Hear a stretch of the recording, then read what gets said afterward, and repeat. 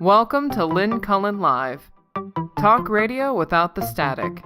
Email your questions and comments to lynncullenshow@gmail.com. And now your host, Lynn Cullen. And good morning to you. Good to have you here. I'm going to, wait till that little music ends to get rid of it and further my introduction for today's program. It is the 29th of July. It is a Tuesday, and that means my sister, Susan, is joining us. Hi, Suze. Hi, I ran a marathon in the last 20 minutes, but I'm here. Good, I'm glad to hear it. Did you almost forget? No, I didn't forget, but our mother was up and raring to go, and I hadn't expected that. So Now we're happily sitting out on the porch, and she's having breakfast, and here we are. Is she there with you? She's here with me. Hi, Mom. Hi, Mom. Nina says. Hi. See you Sorry, soon. Lynn says. Your daughter, Lynn, says. No, everybody. Aw, I could hear her. Yeah. That's wonderful. Yeah. Okay. Well, Suze, and don't forget, you're coming on the show on Thursday. I know I'm coming on the show. I know I'm very busy. It's a very busy several days coming up. That's okay. So. That's good to be busy. It is. Yeah, the alternative is seems often when you're busy to be a good idea, but then when you got nothing to do, it's boring. Well, it's just busy, but there's plenty of rest time in the busy. It's just be here, be there, be here, be there, and well, when you get older, exciting. it is so clear. Yeah, but it's so clear that if you have one or two things in a day that you have to do, it can seem that's like a full day. I know. When it used to be, well, because you're 20. anxious about it in between. You're working on it the whole time. You're worrying about going, and then you're so relieved it's all over. I mean, I spend my whole life sitting down with a big grin on my face and making a mental check note.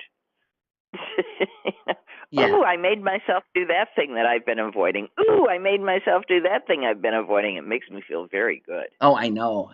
I have lists, and when it makes me wonder why I avoid it so long. Do I avoid it so long because it feels better when I do it?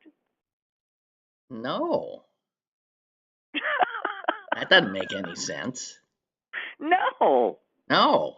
So, but yeah, I gotcha. I mean, I have a list. I have had the same list for more than a week, and I have every day said, you will do this today.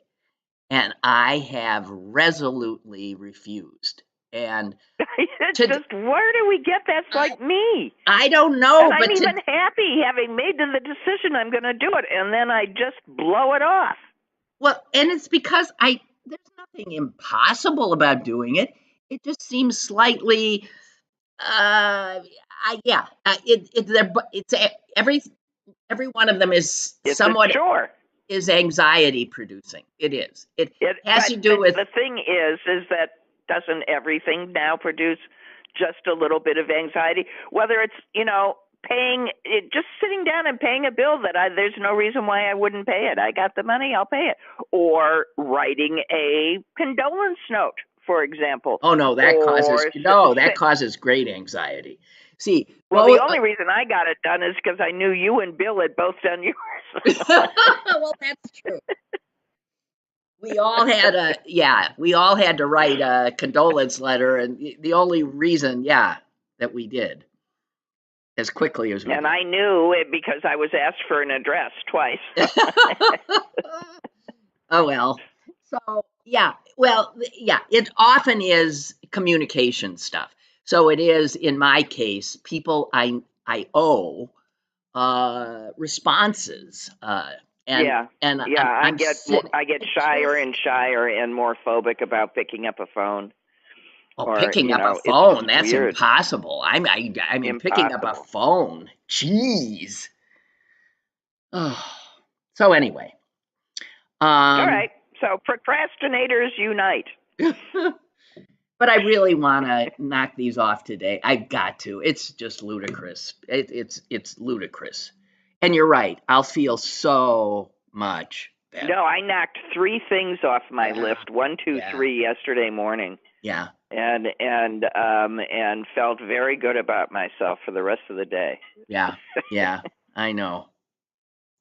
Well, I just before we get into some heavier stuff, I just wanted to say that I was so I did enjoy revisiting some of Tom Lehrer's lyrics, because he died, and Yeah, he died. Yeah. he died.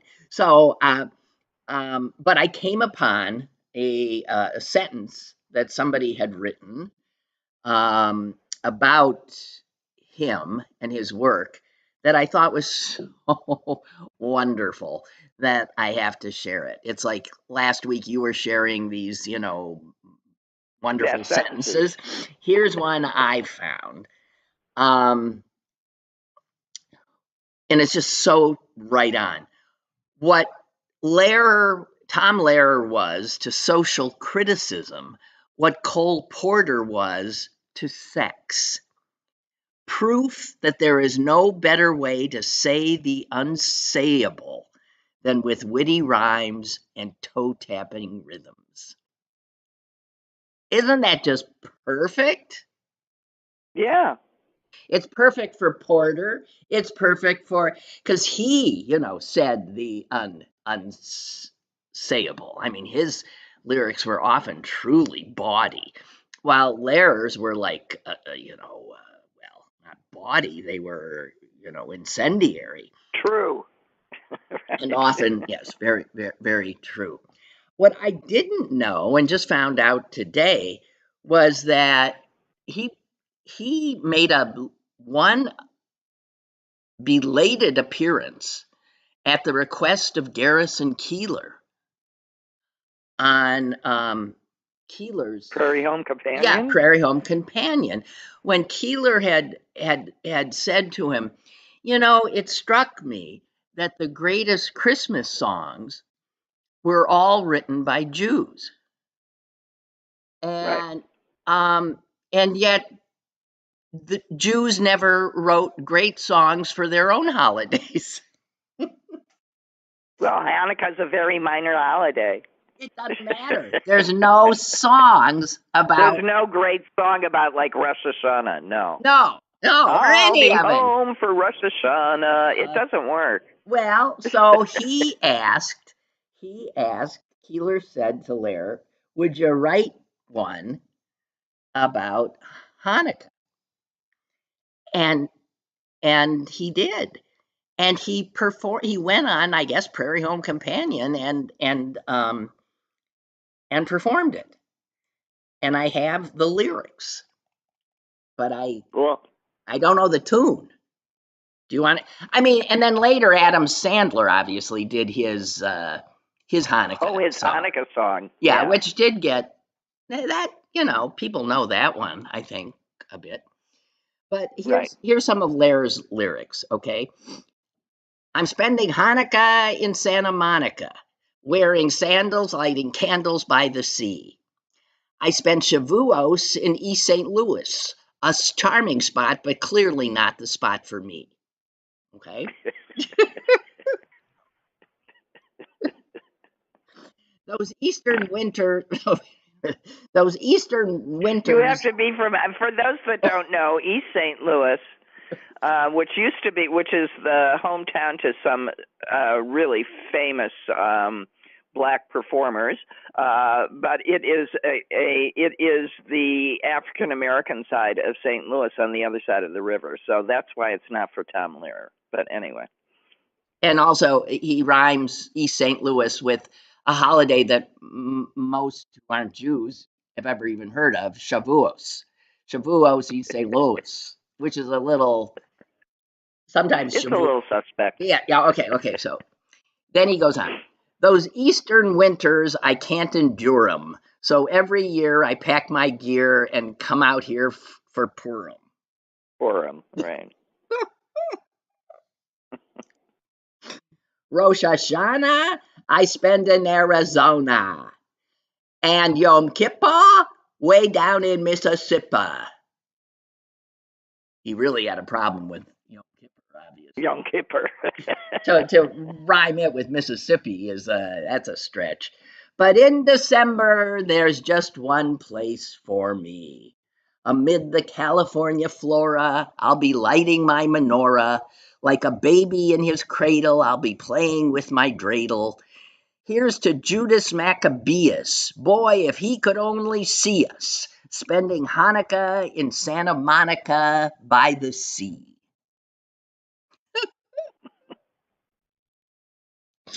Good one. I'm just saying, it's so much better than talking about the news. Although, I have one other thing before to bestall the inevitable. Do you, by any chance, are you watching The Gilded Age? No, I am Oh, not, but I keep thinking maybe I should. I should just start and watch it all the way through. yeah, do. It's fun. It's good. If you like costume dramas, then why not? I mean, it's good. So Okay. so Susan's not gonna. But if any of you are watching The Gilded Age and are up to date on it, right now, Susan, in it, the one of the main characters who's built up a new money empire in the Gilded Age of the late 19th century. Oh, is that Audra McDonald? No, it's Okay. a guy. But, okay. Okay, and he's trying to. He has a dream of creating a coast-to-coast railway. All there are railways, but none of them are connected to one another. And he wants, and this is a big storyline now. And he's got I don't know, like Cornelius Vanderbilt or somebody. Some major figures are figuring in on it. So today I see a headline which looks like it totally dovetails with the Gilded Age, script right now, because the headline today is Union Pacific to buy Norfolk Southern. Merger would create the first U.S. coast-to-coast rail network. That's today's headline. And it begs the question, what? What? You mean there's never what? It's not that you can't go coast to coast on a rail, but you can't do it on one line.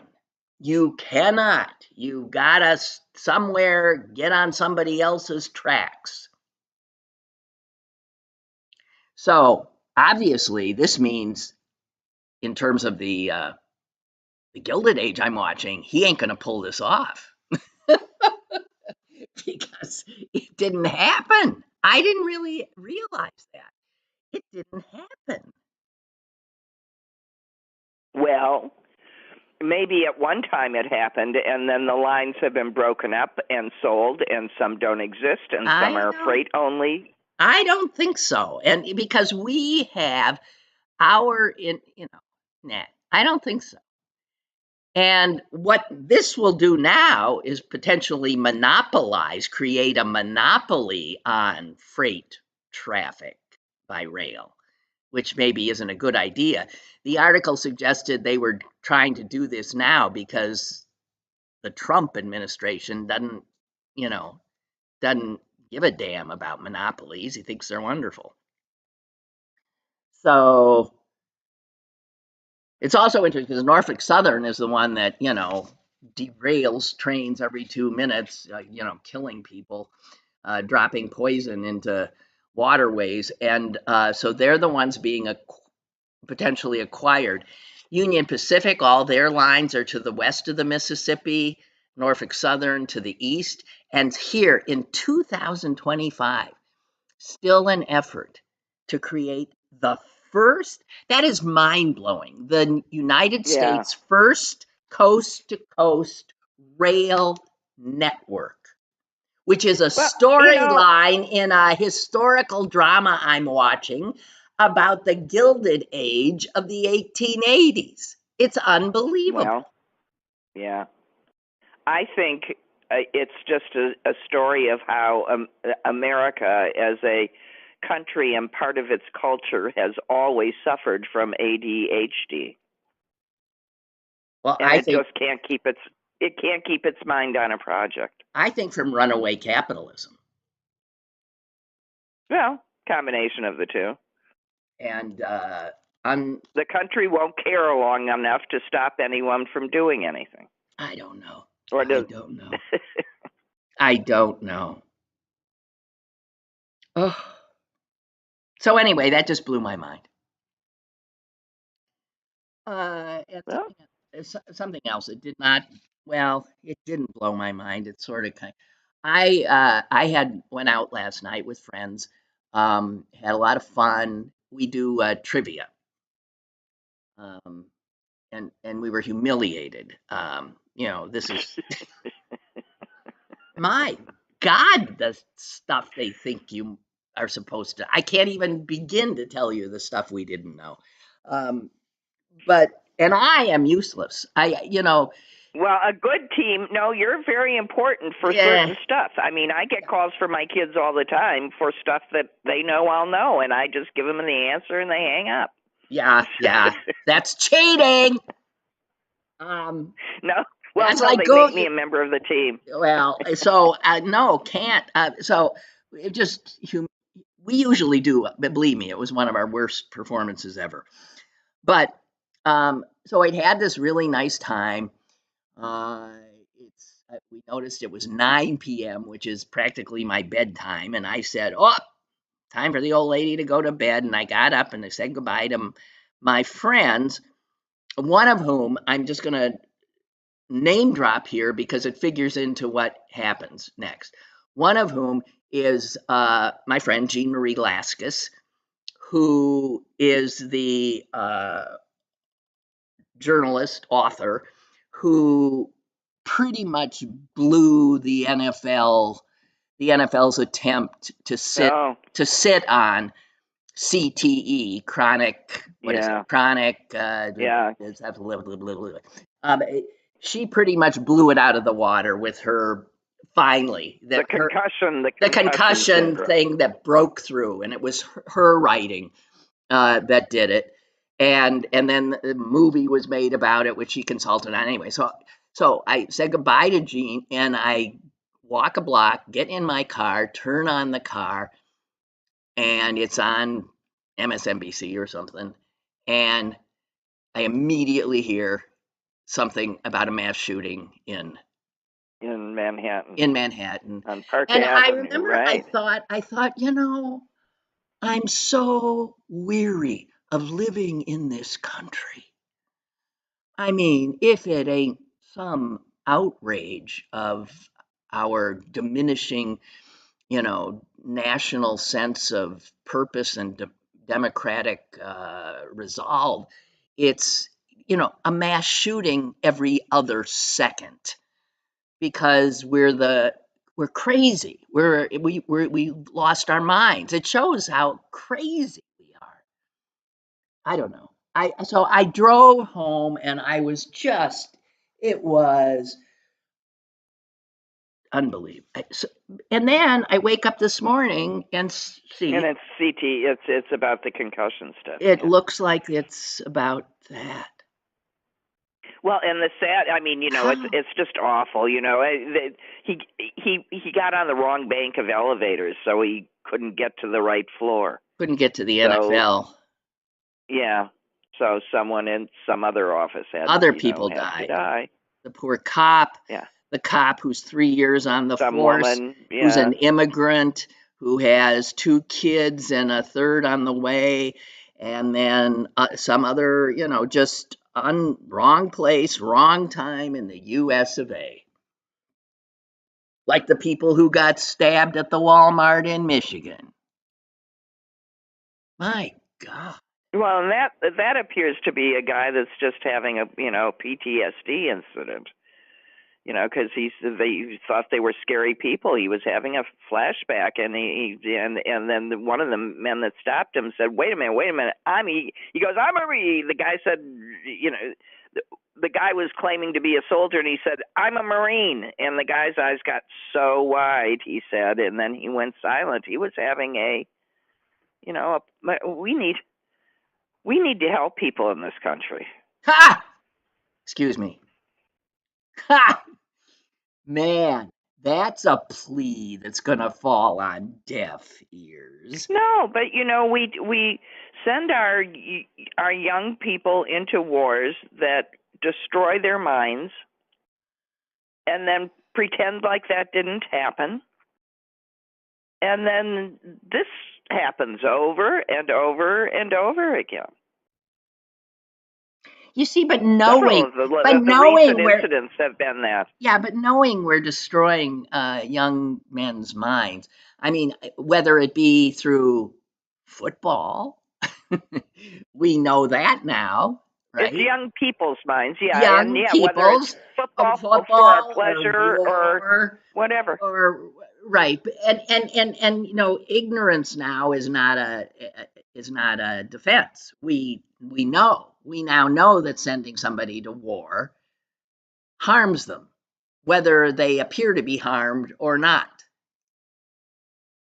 They will be wounded, if not physically, emotionally. We know that now.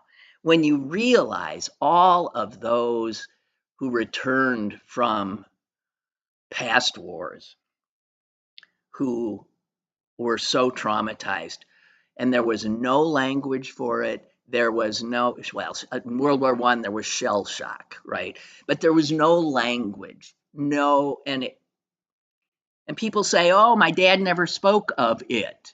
You're damn right. We didn't want to hear it. We just keep moving on. God. Well, our dad didn't want to speak about it because it was too traumatic. It wasn't until he was a very old man and drunk that he started sharing stuff with us. Well, I think a lot of people first hear stories when their parents get old. It's when some people find out about, I know when Holocaust survivors who never shared anything sometimes do as they get close to the end. It's when, yeah. Hey, I got to say something that I haven't said out loud because it seems, like it's politically incorrect to get on somebody for the way they look. But because this person is so repulsive a human being. Ooh, good. Who looks bad? I mean, who looks like if you were casting a movie and looking for the actor to play this evil, evil person, would you not cast Emil Bove? Oh, God, yes. Yes! Oh, my God. I mean, if he walked in a room, I'd scream and run. I mean, he is that evil, evil looks looking. Like a walking penis. Oh no, he's just God Almighty. Oh my. No, terrible. And he's just such a rancid human being, and I am so happy that people are standing up and going, if you're going to do this, you're going to do this with everybody that knows him saying, no, he sat there and lied to you. No, he's as awful as he's made out to be. No, and you don't care, and we're going to make it really clear that you know that. And if he manages to get this lifetime appointment, honestly, it's going to, Susan, because the Republicans control the Senate, and they. Oh, I know. And Donald Trump controls them. There is no Congress anymore. So another whistleblower has stepped forward with new stuff, And they even brought it, they're trying. People are coming out of the woodwork trying to stop this, and it won't. I saw a quote from. Well, no, but I'm not saying that it will, but it will make it clear to anybody who still has doubts that we've been taken over. But here's the thing. Here's the thing that I just don't. I have to. Tom Tillis. Okay, here's one. That's a senator, Republican, who had the balls at one point to not vote the way he was supposed to vote. I forget what, or actually say something he wasn't supposed to say. And he followed it with, I forget exactly what it was he did, which was so astonishing. We followed it with, I'm not going to be running for re-election. Right. I won't run for re-election, so I'm free to do the right thing. Right. Gallagher But stop. did the same thing here. No, but here's what I'm saying. I saw a friggin' quote from Tom Tillis about Bove. And he said, he's going to vote the wrong way. Yeah, he's going to vote for Bove. So,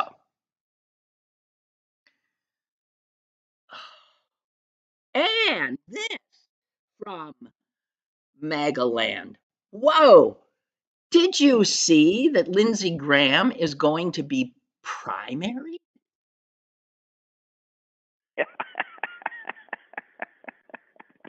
Good. I don't even care if they're worse. Good. Oh, Suze. They're so much worse. They are. It's hard. Well, in some ways, it's hard to be worse than Lindsey Graham. A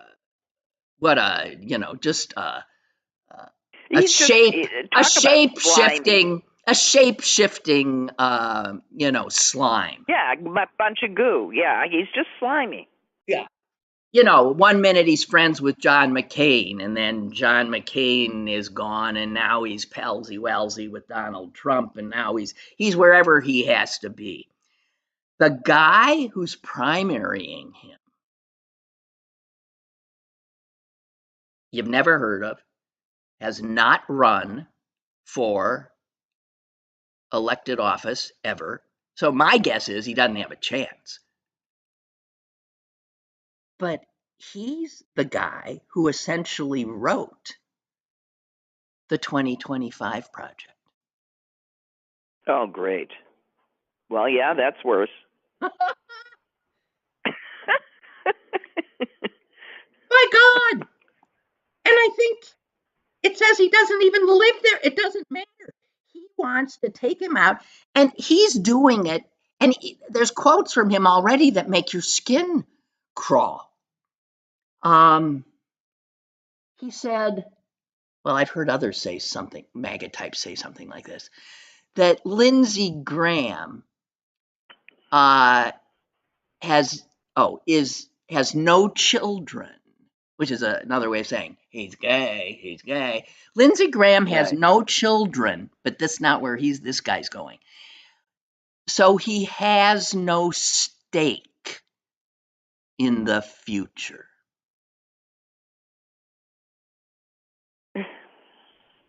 That is the most mind-blowing.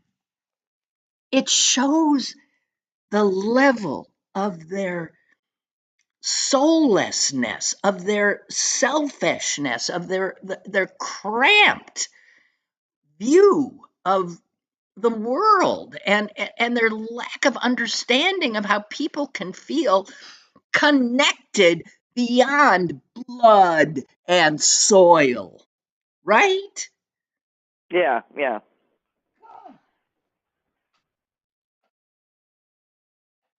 God. No, it's they are. I don't know. It's pretty evil, and that they're in control is just a constant sense of astonishment to me. I can't. I know. It's like someone. It's like someone with Alzheimer's. I mean, I just keep being hit with it anew. Yeah, I agree. Hey.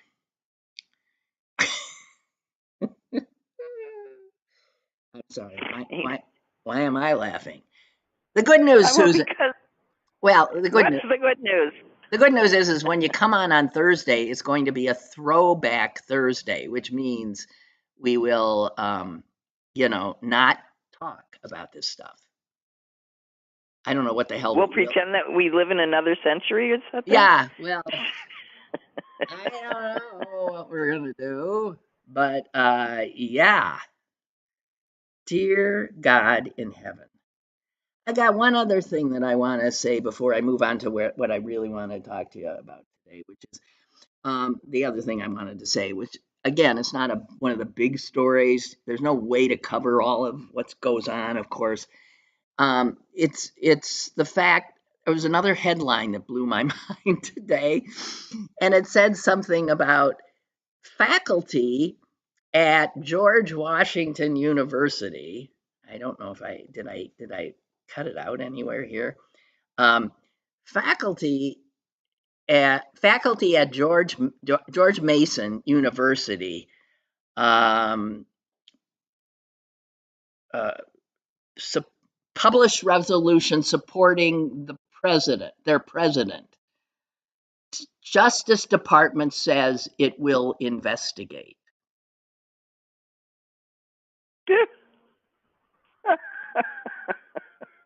Yeah, you're laughing. I mean, they're going to investigate a show of support Yes. for a college president. Yes. This is again a sign, Susan. You are living in a fascist country. Oh no, it's just awful. But every time I hear one of these things, I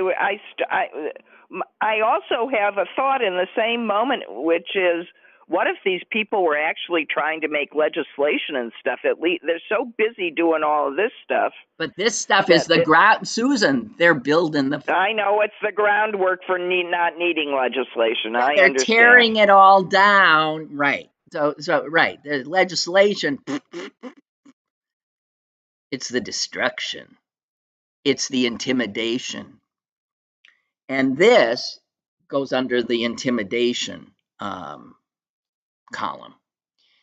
So, yeah, they've turned their attention, there's a whole bunch of universities quaking now.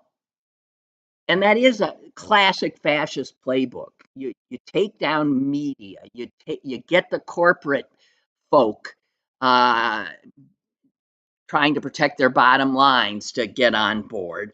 All that, he's checking off one after the other. Okay, that. You get media, he's checking off much of our media operation. And you go after, yes, education. They literally wiped out the Department of Education, and they're going after the universities. And you go after the legal establishment, which is what they've done. And you try, it is classic. Yeah, it's not like they've had an original idea. They are reading the handbook. That's right. Just doing it. So, this, though, has gotten me so. George Mason University is not. It's a relatively conservative university. George Mason is where I think the Antonin Scalia School of Law is. Yeah. Okay? Yeah. It has never been it is a solid university, but does not have, the same liberal rep as a Harvard or a Columbia. And its only failing, I guess, is that its president is black. Mm-hmm. DEI. That's it. And the Justice Department launched an investigation into him and whether or not his DEI, love of DEI, was discriminating against, I guess, all the poor white kids at his university. And that's why the faculty wanted to show that they supported him. And so they did this. And the first, they hadn't published it, that they'd done this. Within 2 seconds, Bondi's Justice Department says, we have opened up an investigation into the faculty at George Mason. Now, here's what I want to ask. On what grounds? On what grounds? The Justice Department? What crime? What effing crime has occurred? I mean, I can scream into the wind like Lear. It doesn't matter. This is a full-on takeover. Oh. Yeah. Huh. Well, all we can do is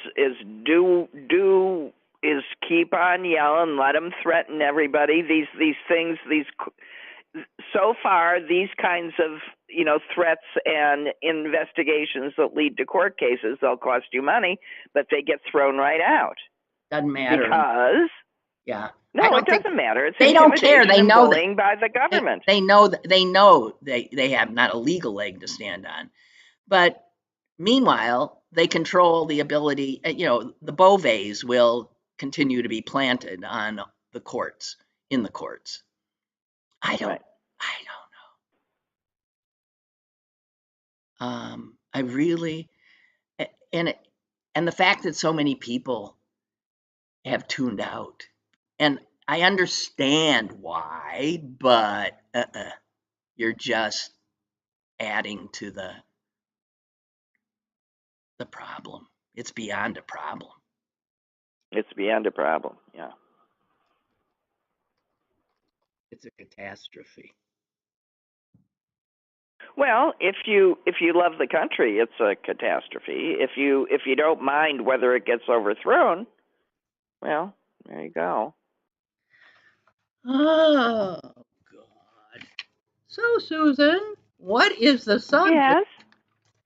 What? I actually have 2 other subjects, but the one that I've been wanting to talk about, but have not for a few days, even though everybody else is I just wanted to run by some, you'll forgive it, Epstein stuff.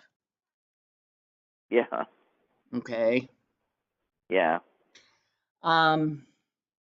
There was a piece in the Sunday Times Magazine by David Wallace Wells, and he was trying to just get his head around why this is the thing, right? That even the extraordinary mastermind of manipulation, Donald Trump, can't quite control. And I'm just going to share with you 2 paragraphs about his conclusions. He says, the Epstein story expresses a flexible, fit for all purposes outrage at the perversity of the wealthy and the impunity of elites.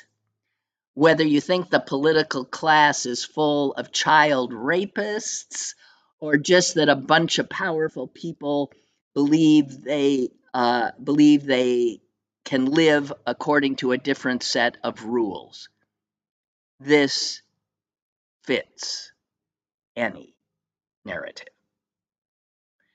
And then he says, even it's hard though when somebody tries to poo-poo it.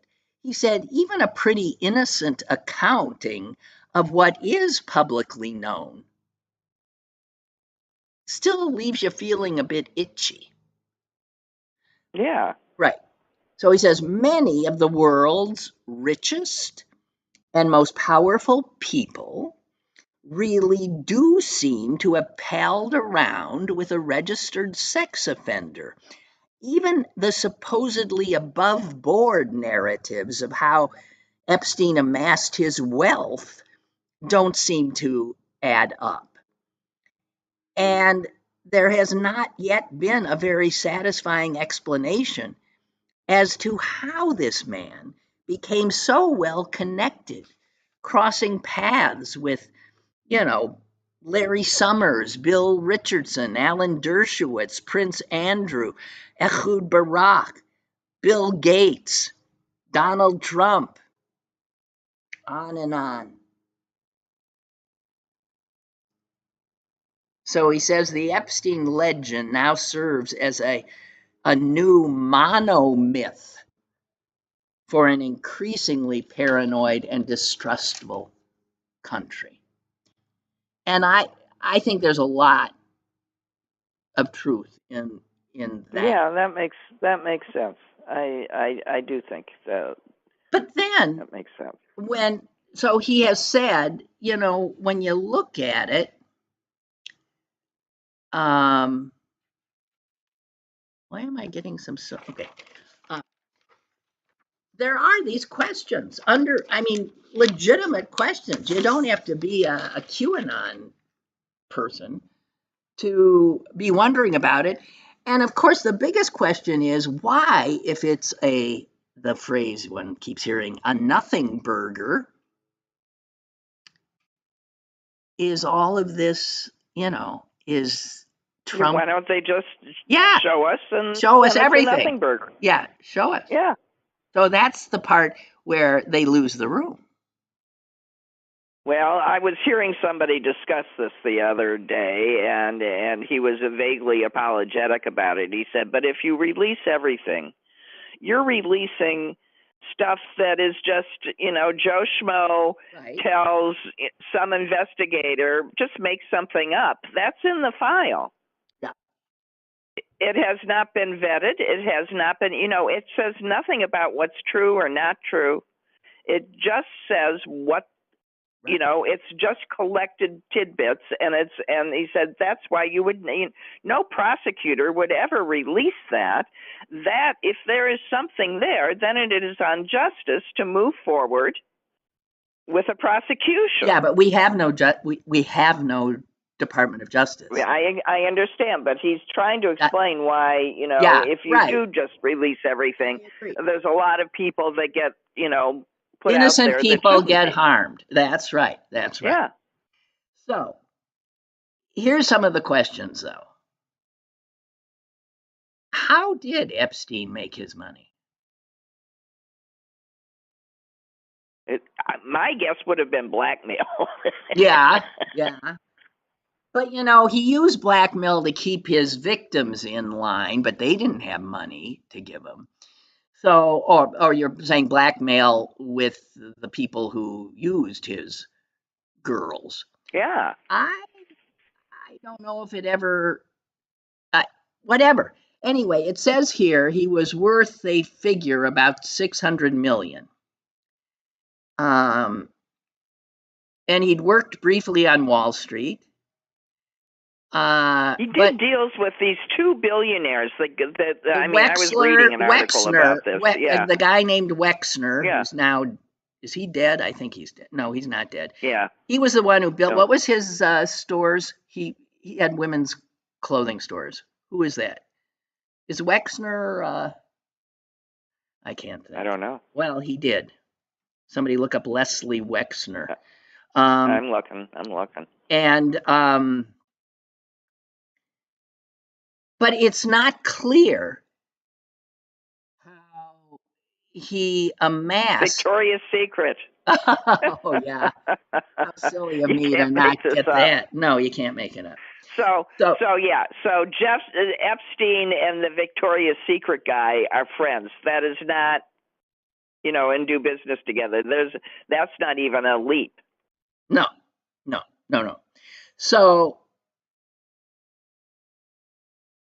I did not know. Wexner, by the way, has has not ever been accused of any criminal conduct by any law enforcement agency. No, neither of these guys. And they say they haven't. They don't know nothing. So there was something else in this piece that I had not known, that Epstein imported children from Russia, Turkey, Belarus, Turkmenistan, who knows how many other places, for his purposes. And where did the money come from for that? Senator Wyden of Oregon is the one who says, you gotta follow the money. The money's going to tell us. And Treasury Department files that already Wyden has looked at show almost 5,000 wire transfers that Epstein made, adding up to nearly $1.1 billion. And that was just one account that he had. So follow the money is what Wyden says. What is going on? What was he up to?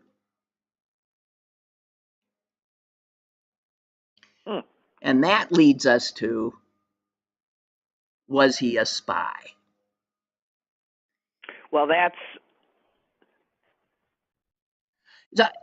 No, who knows? So he has been linked by some to spy agencies for the UK, for the US, and for Israel. And who knows? It could just be people talking. But it could be people talking, but if he's hanging out with all these people, what's to say he's not listening and selling information? Okay, here's another little tidbit. You'll recall when he first got caught down in Florida, the DA at the time, or the U.S. attorney, he was the U.S. attorney, a guy named Alexander Acosta, made a plea deal with him. And it was incredibly lenient. Oh, I remember when this happened and everybody's mouths were just falling open. Well, in Florida they were, and it was investigative reporters for a Florida newspaper who'd pretty much broken this, having talked to a lot of victims. And then he gets arrested, and then bango, some sweetheart deal. Some unbelievable sweetheart deal when anybody else would have been locked away for the rest of their lives. But Acosta was the U.S. attorney for the Southern District of Florida, and he pretty much lets him go. He's later rewarded by Donald Trump, Acosta, by being named, I think, his transportation secretary in his first administration. Yeah. And then when the news comes out about the sweetheart deal, he ends up resigning from the cabinet. And in an interview, trying to explain why he had given Epstein the sweetheart deal, he said, I was told that Epstein belonged to intelligence and to leave it alone.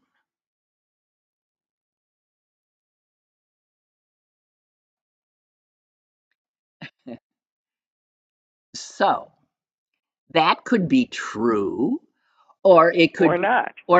It could also be, true or not, in that he was never told that. On both sides. True or not. He could have been told it, and it could have been a lie. Yeah. Because someone wanted someone protected. See, to me, it's just far more likely that he said, yeah, go ahead, but I'm going to, if you go after me, I'm going to name names. Well, see, the deal itself that he got off so easily is, like the huge red flag. What the hell? And now you have the guy who did it, and I'm going to believe Acosta on this one, saying he was waved off and told, no, you go easy on this guy. He's we can't tell you why. Okay, whatever. Yeah, well, something happened. I mean, we know that. He didn't decide to prosecute him, not to prosecute him. He wouldn't have. I mean, something happened. We know that. Yeah. Okay, so the other thing is Bill Clinton. But one other what doesn't ring true to me is that even if the guy is an asset and valuable, when they've been allowed to stray this far afield, they don't necessarily get protected. They can't, because that also sort of blows the operation. Yeah. No, so it doesn't ring real true to me. And what rings true to me is that somebody didn't want to be exposed. That's what rings true to me. And the way you keep somebody, off limits is with, look, he's in intelligence. You got to leave it alone. Yeah. Right? Everybody walks away. Okay.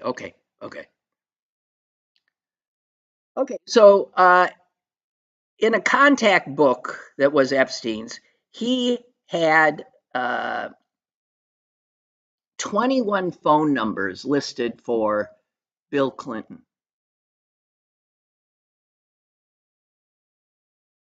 And after Clinton left the Oval Office, he flew on Epstein's private jets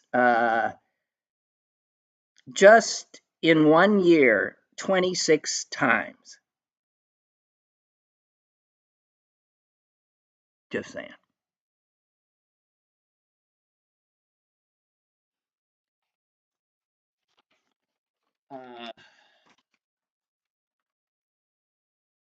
What else we got here? Oh, I don't know. I'm letting you do the heavy lifting this morning. Okay. The Virgin Islands. What a riot. It's the Virgin Islands that figures in. A lawsuit that has been filed by the Attorney General of the Virgin Islands says that Epstein used private planes, helicopters, boats, and other vehicles to bring young women and girls to his island residence there. And that this led to the molestation and exploitation of numerous girls between the ages of 12 and 17. So, what we don't know is what the Virgin Islands have on him. Well, part of me says, why isn't everybody just off talking to the victims? They are talking to the victims. The victims have talked.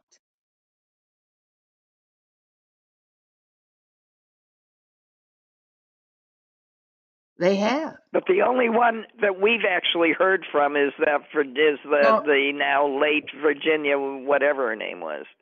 But no, there's more. There are more, and they are speaking out. I mean, first of all, a lot of them don't want to be known. They're Jane Does.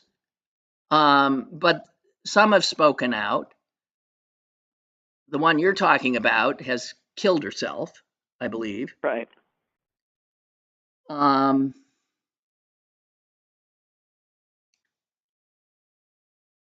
Apparently, materials they got from his 40 computers and all this other stuff and recording devices has never been released. He took copious videos. None of us know anything about that. And then there's, did he kill himself?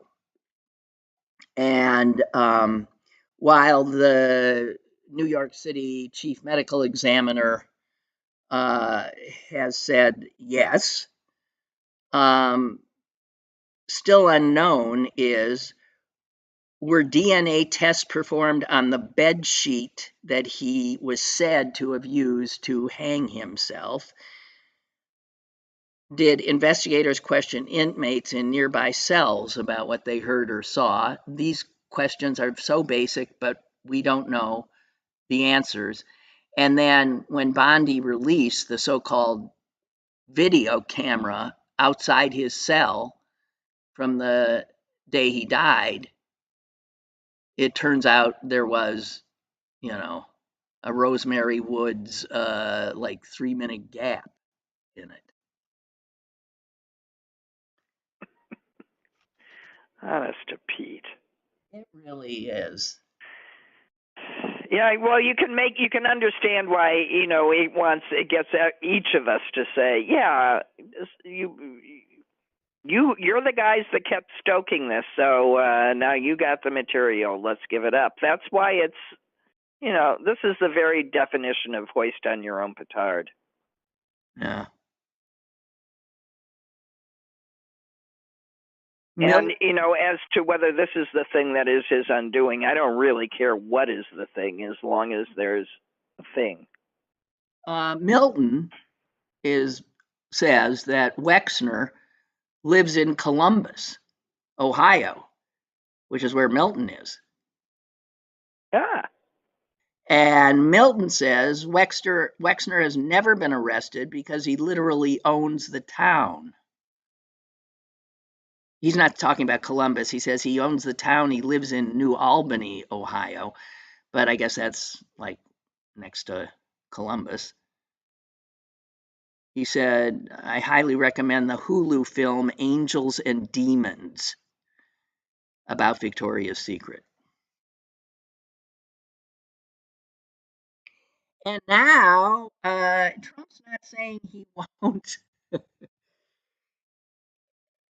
He won't not maybe pardon Ghislaine. Oh, he's got the right to do it. Oh yeah.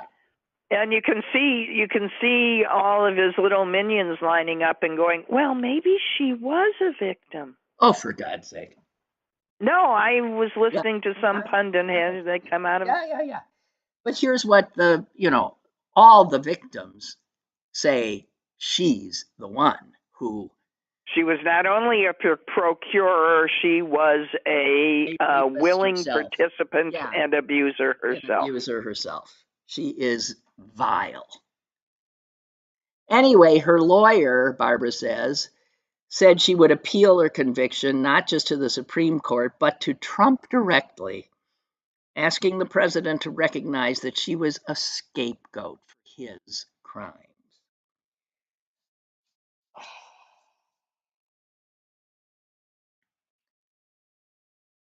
I can't even see, you see Alito and Thomas given a pass to Ghislaine Maxwell? No, I don't. But I didn't envision a ton of stuff that they've done. So let's put it this way: I don't put anything past them. Oh my God! Whoa! Yeah. In Clarence, in Clarence's own history, there's certainly, sexual harassment figures prominently. So I would think that, he's on the side of all boys will be boys. As is Kavanaugh, because he has his own history with sexual harassment and assault. Yeah. Incredible. So I don't know. I would think that her chances look pretty good.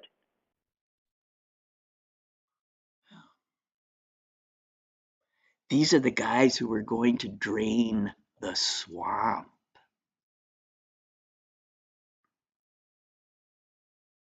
How's that going? Jesus H. Right. And how do you define deep state? I've wanted to ask all these people, for so long. Okay. Define deep state. Just go ahead. Just define it. They don't even. I swear. It's the government. It's the government. It's just a generalized boogeyman. It's the government as boogeyman. Yeah. Yes. Well, see, and now their problem is they're the deep state. That's the problem.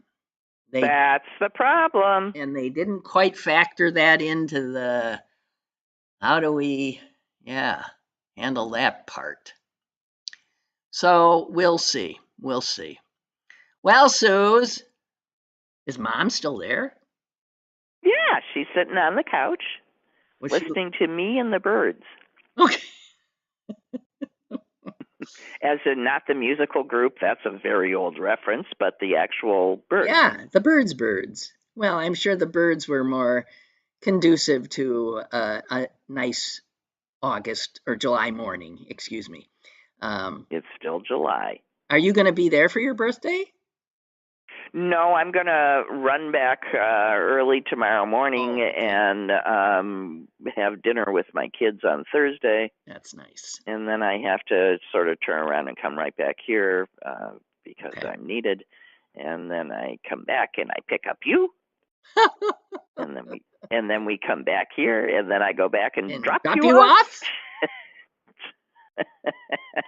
And then it's Susan's car service.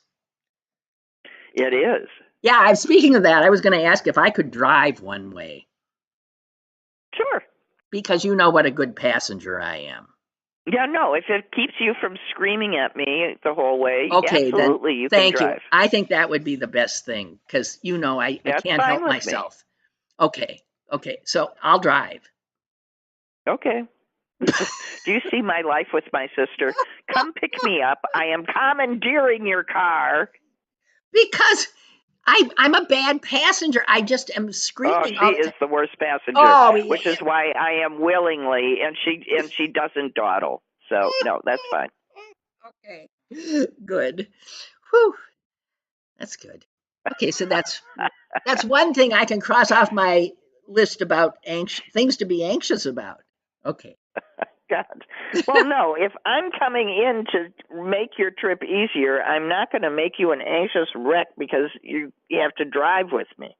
Yeah. So well, it's not so much your driving, it's the rage that I engender if I say something about your driving is what scares me. I mean, she literally has swerved to the side of the road and said, "Get out." That was one particularly bad time. I remember that. Yes, my son in the back seat will back me up. Well, no, you'll back me up.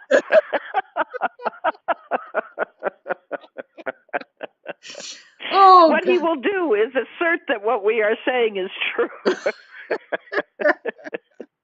Okay, so I'll drive. Because you don't scream and freak. Yes, you will. And that you works. can send me your list of demands and what the car should be stocked with. No, I don't care. That's all. That's all I cared about. Thank you. Okay. Great. All right, Suze. Give Mom a hug for me. Bye, Mom. I will. Okay. Bye, Mom, says your daughter. Bye. Bye, she says. Bye. Okay. Bye. Bye. Bye. Bye. Okay, you guys. Bye. I'll see you tomorrow. Susan's returning on Thursday, her birthday, and Throwback Thursday. We should all look forward to it. What the hell we're going to talk about, I can't even begin to imagine. Oy. Lynn Cullen Live, Monday through Thursday from 10 a.m. to 11 a.m. and archived at pghcitypaper.com. The opinions expressed on Lynn Cullen Live are those of the host and do not necessarily reflect the viewpoints of Pittsburgh City Paper or its advertisers.